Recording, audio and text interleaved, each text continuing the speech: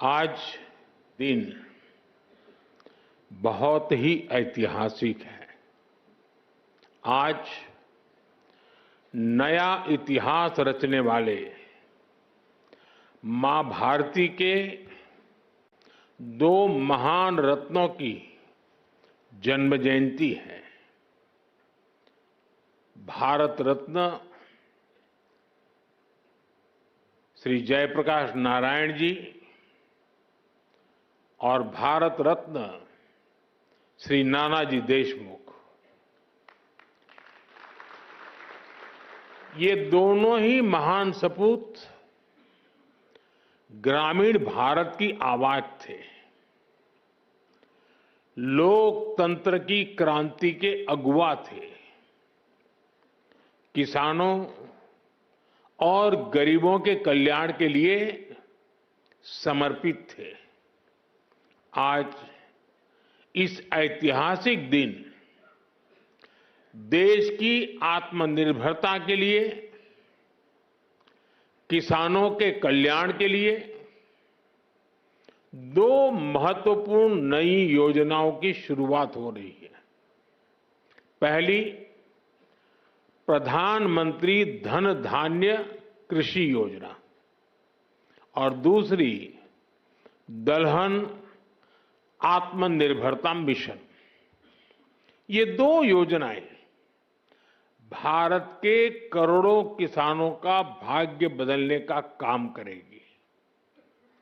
इन योजनाओं पर भारत सरकार करीब 35,000 करोड़ रुपए से ज्यादा खर्च करने वाली है।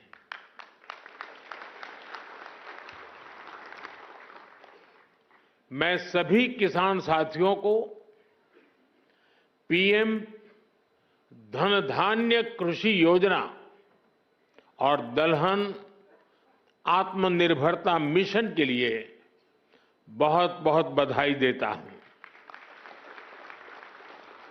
साथियों, खेती और किसानी हमेशा से हमारी विकास यात्रा का एक प्रमुख हिस्सा रही है। बहुत जरूरी होता है कि बदलते समय के साथ खेती किसानी को सरकार का सहयोग मिलता रहे, लेकिन दुर्भाग्य से पहले की सरकारों ने खेती किसानी को अपने हाल पर ही छोड़ दिया था। सरकार की तरफ से कृषि को लेकर कोई विजन ही नहीं था, कोई सोच ही नहीं थी। खेती से जुड़े अलग अलग सरकारी विभाग भी अपने अपने तरीके से काम करते थे और इस वजह से भारत की कृषि व्यवस्था लगातार कमजोर होती जा रही थी। 21वीं सदी के भारत को तेज विकास के लिए अपनी कृषि व्यवस्था में भी सुधार करना आवश्यक था और इसकी शुरुआत हुई 2014 के बाद से।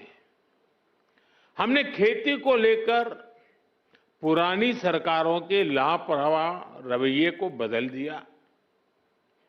हमने आप सभी किसानों के लिए उनके हित में बीज से लेकर बाजार तक अनगिनत रिफॉर्म किए, सुधार किए।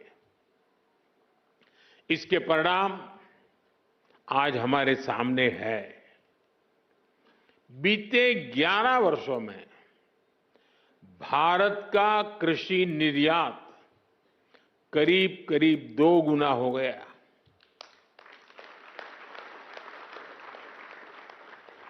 अनाज उत्पादन पहले जो होता था करीब करीब 900 लाख मैट्रिक टन और बढ़ गया। फल और सब्जियों का उत्पादन 640 लाख मैट्रिक टन से ज्यादा बढ़ गया। आज दूध उत्पादन में हम दुनिया में नंबर 1 है। भारत दुनिया का दूसरा बड़ा फिश प्रोड्यूसर है।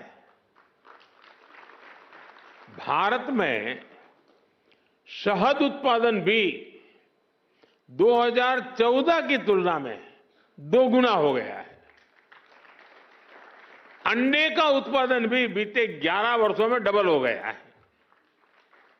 इस दौरान देश में 6 बड़ी फर्टिलाइजर फैक्ट्रियां बनाई गई हैं। 25 करोड़ से ज्यादा सॉइल हेल्थ कार्ड किसानों को मिले हैं। 100 लाख हेक्टेयर में सूक्ष्म सिंचाई की सुविधा पहुंची है। पीएम फसल बीमा योजना से करीब 2 लाख करोड़ रुपए, यह आंकड़ा छोटा नहीं है, 2 लाख करोड़ रुपए क्लेम के रूप में किसानों को मिले हैं। बीते 11 साल में 10,000 से ज्यादा किसान उत्पाद संघ एफपीओज बने हैं। अभी मुझे आने में देरी इसलिए हुई कि मैं कई किसानों के साथ गप्पा गोष्ठी कर रहा था। अनेक किसानों से बात हुई, मछुआरों से बातचीत हुई, महिलाएं जो कृषि क्षेत्र में काम कर रही हैं उनके अनुभव सुनने का अवसर मिला मुझे। ऐसी अनेक उपलब्धियां हैं जो देश के किसान ने बीते 11 वर्षों में अनुभव की है। लेकिन साथियों, आज देश का मिजाज ऐसा बन गया है कि वो कुछ उपलब्धियों से ही संतुष्ट नहीं होता है। हमें विकसित बनता है तो फिर हर क्षेत्र में लगातार बेहतर करते ही रहना होगा, सुधार करना ही करना होगा। इसी सोच का परिणाम है पीएम धन धान्य कृषि योजना। और इस योजना की प्रेरणा बनी है आकांक्षी जिला योजना की सफलता। पहले की सरकारें देश के 100 से अधिक जिलों को पिछड़ा घोषित करके भूल गई थी। हमने उन जिलों पर विशेष ध्यान केंद्रित किया, उनको आकांक्षी जिला घोषित किया। इन जिलों में बदलाव का हमारा मंत्र था कन्वर्जेंस, कोलैबोरेशन और कंपटीशन। यानी पहले हर सरकारी विभाग अलग अलग योजनाओं, जिले के हर नागरिक, सबको जोड़ो, फिर सबका प्रयास के भाव से काम करो और उसके बाद बाकी जिलों के साथ स्वस्थ स्पर्धा करो। इस अप्रोच का फायदा आज दिख रहा है। साथियों, इन 100 से ज्यादा पिछड़े जिलों में, जिसे हम अब एस्पिरेशनल डिस्ट्रिक्ट कहते हैं, अब हम उसको पिछड़े जिले नहीं कहते हैं, 20% बस्तियां ऐसी थी जिन्होंने आजादी के बाद से सड़क ही नहीं देखी थी। आज आकांक्षी जिला योजना की वजह से अब ऐसी ज्यादातर बस्तियों को भी सड़कों से जोड़ा जा चुका है। उस समय जिसे पिछड़े जिले कहते थे, उनमें 17% ऐसे बच्चे थे जो टीकाकरण के दायरे से बाहर थे। आज आकांक्षी जिला योजना की वजह से ऐसे ज्यादातर बच्चों को टीकाकरण का लाभ मिल रहा है। उन पिछड़े जिलों में 15% से ज्यादा ऐसे स्कूल थे जहां बिजली ही नहीं थी। आज आकांक्षी जिला योजना की वजह से ऐसे हर स्कूल को बिजली कनेक्शन दिया जा चुका है। साथियों, जब वंचितों को वरीयता मिलती है, पिछड़ों को प्राथमिकता मिलती है, तो उसके नतीजे भी बहुत अच्छे मिलते हैं। आज आकांक्षी जिलों में माता मृत्यु दर कम हुई है, बच्चों का स्वास्थ्य सुधरा है, पढ़ाई का स्तर सुधरा है। कितने ही पैरामीटर्स में ये जिले अब अन्य जिलों से बेहतर कर रहे हैं। साथियों, अब इसी मॉडल पर हम खेती के मामले में पिछड़े देश के 100 जिलों का, जो खेती के क्षेत्र में बाकी चीजों में आगे होंगे, ऐसे 100 जिलों का हम विकास करना चाहते हैं, उस पर ध्यान केंद्रित करके काम करना चाहते हैं। पीएम धन धान्य कृषि योजना की प्रेरणा वही आकांक्षी जिलों का मॉडल है। इस योजना के लिए 100 जिलों का चयन बहुत सोच समझकर किया गया है। 3 पैरामीटर्स पर इन जिलों का चुनाव किया गया है। पहला, खेत से कितनी पैदावार होती है। दूसरा, एक खेत में कितनी बार खेती होती है। और तीसरा, किसानों को लोन या निवेश की कोई सुविधा है, और है तो कितनी मात्रा में है। साथियों, हमने अक्सर 36 के आंकड़े की चर्चा सुनी है। हम बार बार कहते हैं उनके बीच तो 36 का आंकड़ा है, लेकिन हर चीज को हम चुनौती देते हैं, उसको उल्टा करते हैं। इस योजना में हम सरकार की 36 योजनाओं को एक साथ जोड़ रहे हैं।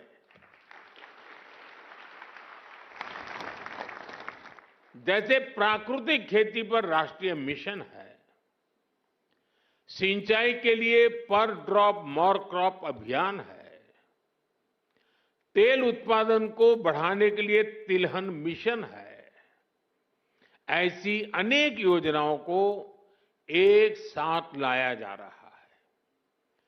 पीएम धन धान्य कृषि योजना में हमारे पशुधन पर भी विशेष फोकस किया जा रहा है। आप जानते हैं, फूट एंड माउथ डिसीज यानी खुरपका मुंहपका जैसी बीमारियों से पशुओं को बचाने के लिए 125 करोड़ से अधिक टीके मुफ्त लगाए गए हैं। इससे पशु भी स्वस्थ हुए हैं और किसानों की चिंता भी कम हुई है। पीएम धन धान्य कृषि योजना में स्थानीय स्तर पर पशुओं के स्वास्थ्य से जुड़े अभियान भी चलाए जाएंगे। साथियों, आकांक्षी जिला कार्यक्रम की तरह उसी प्रकार से पीएम धन धान्य कृषि योजना का बहुत बड़ा दायित्व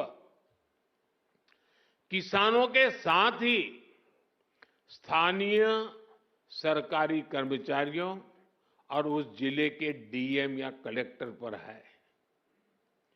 पीएम धन धान्य कृषि योजना का डिजाइन ऐसा है कि हर जिले की अपनी जरूरत के हिसाब से इसकी प्लानिंग में बदलाव लाया जा सकता है। इसलिए मैं किसानों और संबंधित जिलों के मुखिया से आग्रहपूर्वक कहूंगा, अब आपको जिले के स्तर पर ऐसी कार्य योजना बनानी है जो वहां की मिट्टी और वहां की जलवायु के अनुकूल हो। वहां कौन सी फसल होगी, बीज की कौन सी वैरायटी लगेगी, कौन सी खाद कब उचित रहेगी, ये आप सबको मिलकर के एक नए तरीके से सोच समझकर निर्धार करना चाहिए और उसको लागू करना चाहिए। आपको हर क्षेत्र, हर खेत के हिसाब से प्लानिंग करनी होगी। अब जैसे कहीं पानी अधिक होता है तो वहां वैसी उपज होगी, कहीं पानी की कमी है तो वहां उस प्रकार की फसलें उगानी होगी। जहां खेती संभव नहीं, वहां पशुपालन और मत्स्य पालन को बढ़ावा देना होगा। कुछ क्षेत्रों में मधुमक्खी पालन एक बेहतर विकल्प होगा। तटीय इलाकों में सीवीड फार्मिंग एक शानदार विकल्प हो सकता है। पीएम धनधान्य कृषि योजना की सफलता लोकल लेवल पर इसके इम्प्लीमेंटेशन से ही होगी। इसलिए हमारे युवा अधिकारियों पर बहुत जिम्मेदारी होगी। उनके पास कुछ कर गुजरने का मौका है। मुझे विश्वास है कि युवा साथी किसानों के साथ मिलकर देश के 100 जिलों की खेती की तस्वीर बदल देंगे। और मैं आपको विश्वास से कहता हूं, जैसे ही उस गांव में खेती की तस्वीर बदली, उस पूरे गांव की इकोनॉमी बदल जाएगी। साथियों, आज से दलहन आत्मनिर्भरता मिशन भी शुरू हो रहा है। ये सिर्फ दाल उत्पादन बढ़ाने का मिशन नहीं है, बल्कि हमारी भावी पीढ़ी को सशक्त बनाने का भी अभियान है। जैसे मैंने अभी पहले कहा, बीते सालों में भारत के किसानों ने रिकॉर्ड खाद्यान्न उत्पन्न किया है। गेहूं हो, धान हो, आज भारत दुनिया के सबसे बड़े उत्पादकों में से एक है। लेकिन साथियों, हमें आटे और चावल से भी आगे बढ़कर सोचना ही होगा। हम अपने घर में भी आटे और चावल से गुजारा नहीं करते, और भी चीजें जरूर पड़ती हैं। आटा चावल से भूख तो मिट सकती है, लेकिन पर्याप्त पोषण के लिए हमें और चीजों की जरूरत होती है। उसके लिए हमें योजना करनी होती है। आज भारत को, और खास करके जो वेजिटेरियन आदि प्रकृति के लोग हैं, उनके पोषण के लिए प्रोटीन बहुत महत्वपूर्ण है। अन्य भी चीजों की जरूरत होती है, उसमें एक प्रोटीन भी है।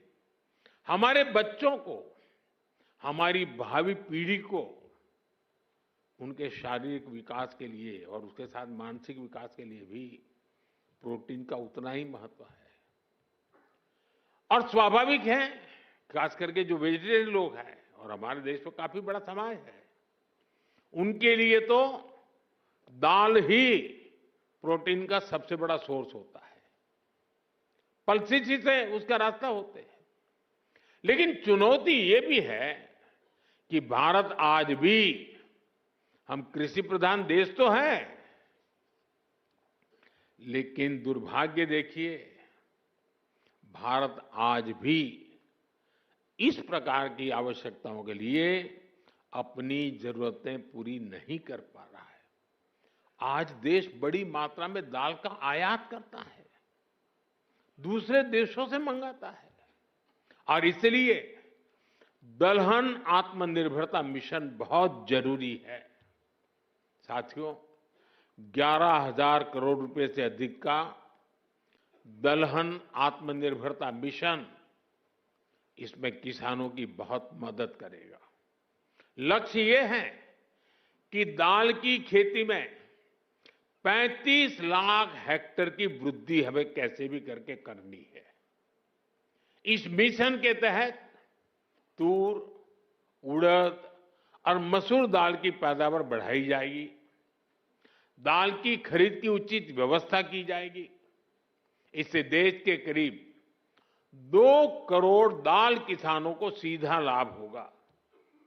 थोड़ी देर पहले कुछ दाल किसानों से मेरी बातचीत हुई, और मैंने देखा कि वो आत्मविश्वास से भरे हुए थे, बहुत उत्साहित है, और उनका स्वयं का अनुभव पूरा सफल रहा है। और उन्होंने कहा कि कई किसान अब देखने के लिए आते हैं कि भाई इतना बड़ा कैसे कर लिया। देश को दलहन में आत्मनिर्भर बनाने के लिए मैंने उनको बहुत ही मजबूती के साथ, विश्वास के साथ बातें करते हुए देखा। साथियों, मैंने लाल किले से विकसित भारत के 4 मजबूत स्तंभों की चर्चा की है। इन 4 स्तंभों में आप, मेरे सभी किसान साथी, हमारे सबसे अन्नदाता हमारे एक मजबूत स्तंभ है। बीते 11 वर्षों से सरकार का निरंतर प्रयास रहा है कि किसान सशक्त हो, खेती पर ज्यादा निवेश हो। हमारी ये प्राथमिकता खेती के बजट में भी दिखती है। बीते 11 वर्षों में खेती का बजट करीब 6 गुना बढ़ गया है। इस बढ़े हुए बजट का सबसे अधिक फायदा हमारे छोटे किसानों को हुआ है। मैं आपको एक उदाहरण देता हूं। आपको पता है कि भारत अपने किसानों को खाद पर सब्सिडी देता है। कांग्रेस सरकार ने अपने 10 साल में खाद पर 5 लाख करोड़ रुपए की सब्सिडी दी थी। मेरे आने से पहले 10 साल में 5 लाख करोड़। हमारी सरकार ने, भाजपा एनडीए की सरकार ने पिछले 10 साल में खाद में जो सब्सिडी है वो 13 लाख करोड़ रुपए से ज्यादा दी है। साथियों, कांग्रेस सरकार एक साल में खेती पर जितना खर्च करती थी, एक साल में खेती पर जो खर्च होता था उतना तो बीजेपी एनडीए की सरकार एक बार में पीएम किसान सम्मान निधि के रूप में किसानों के बैंक खाते में जमा कर देते हैं। अब तक 3,75,000 करोड़ रुपए सीधे पीएम किसान सम्मान निधि के आपके बैंक खातों में भेजे जा चुके हैं। साथियों, किसानों की आय बढ़ाने के लिए हमारी सरकार पारंपरिक खेती से भी आगे विकल्प उन्हें दे रही है। इसलिए पशुपालन, मछली पालन, मधुमक्खी पालन भी उनके पर भी अतिरिक्त आय के लिए बल दिया जा रहा है। इससे छोटे किसानों को, भूमिहीन परिवारों को भी ताकत मिलती है और इसका फायदा देश के किसान उठा रहे हैं। अब जैसे शहद उत्पादन का सेक्टर है, 11 वर्ष पहले जितना शहद भारत में पैदा होता था, आज उसका करीब करीब 2 गुना शहद उत्पादन भारत में होता है। 6-7 साल पहले करीब 450 करोड़ रुपए शहद हम एक्सपोर्ट करते थे, 450 करोड़ रुपए का। लेकिन पिछले साल 1500 करोड़ रुपए से अधिक का शहद विदेशों को निर्यात हुआ है। ये 3 गुना अधिक पैसा हमारे किसानों को ही तो मिला है। साथियों, गांव की समृद्धि और खेती को आधुनिक बनाने में आज हमारी बहनों की भागीदारी निरंतर बढ़ रही है। अभी एक देवी जी से मेरी बात हो रही थी, वो राजस्थान से थी। वो अपना स्वयं सहायता समूह से जुड़ी। वो मुझे कह रही है कि आज उनके मेंबर 90,000 है, 90,000। कितना बड़ा काम किया होगा। एक डॉक्टर बहन मिली, स्वयं पढ़ी लिखी डॉक्टर है, लेकिन अब पशुपालन में उसमें लग गई है। देखिए, खेत में फसल का काम हो या फिर पशुपालन, आज गांव की बेटियों के लिए अवसर ही अवसर है। देश भर में 3 करोड़ लखपति दीदियां बनाने का जो अभियान है, उससे खेती को बहुत मदद मिल रही है। आज गांवों में नमो ड्रोन दीदियां खाद और कीटनाशक छिड़काव के आधुनिक तरीकों का नेतृत्व कर रही है। इससे नमो ड्रोन दीदियों को हजारों करोड़ रुपए की कमाई हो रही है। इसी तरह खेती की लागत कम करने में भी बहनों की भूमिका बढ़ रही है। किसान प्राकृतिक खेती से जुड़े, इसके लिए देश में 17,000 से अधिक ऐसे क्लस्टर बनाए गए हैं जो जरूरी मदद देते हैं। करीब 70,000 कृषि सखियां। तो साथियों, अभी आपने सुना हमारे देश के प्रधानमंत्री श्री नरेंद्र मोदी जी के इस ओजपूर्ण भाषण को। हाल ही में यहाँ पर देश के प्रधानमंत्री ने 2 योजनाओं का शुभारंभ किया है, जिससे किसानों को काफ़ी बड़ा लाभ होने वाला है। इन 2 योजनाओं में से जो है दोस्तों, मैं आपको बताना चाहूँगा धन धान्य। इस पहले योजना का नाम है प्रधानमंत्री धन धान्य कृषि योजना और दूसरे योजना का नाम है दलहन आत्मनिर्भरता मिशन। इस योजना का शुभारंभ यहाँ पर हाल ही में प्रधानमंत्री नरेंद्र मोदी जी ने किया है। शुरुआत में इस योजना का जो है संचालन छत्तीसगढ़ प्रदेश के 3 जिलों में किया गया है, कोरबा, दंतेवाड़ा और जसपुर में। इस योजना से जो भी लाभ होंगे किसानों को दोस्तों, हमें प्रधानमंत्री जी ने विस्तार से इसकी जो जानकारी है वो यहाँ पर दिए हैं। ऐसे ही दोस्तों योजना से संबंधित वीडियो देखने के लिए हमारे चैनल को सब्सक्राइब करना बिल्कुल ना भूलें।